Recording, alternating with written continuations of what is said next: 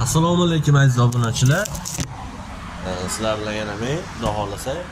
Sizlar tanib qiladigan mahsulotimiz Shvaki brendiga tegishli yangi model keldi mana. Холодильникimiz 341 modeli.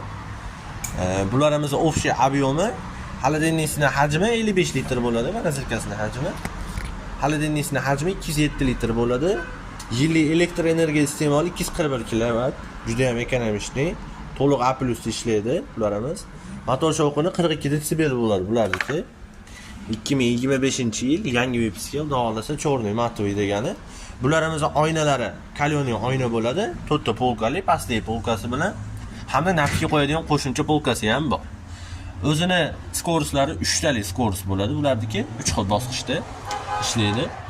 Ichida LED lampasi bor, cho'ntak g'aladonlari 4 talik, tuxum qo'yadigan podstavkalari ham bor. Frez zonasida 2 ta manaqa cho'ntak g'aladoni bor bularniki.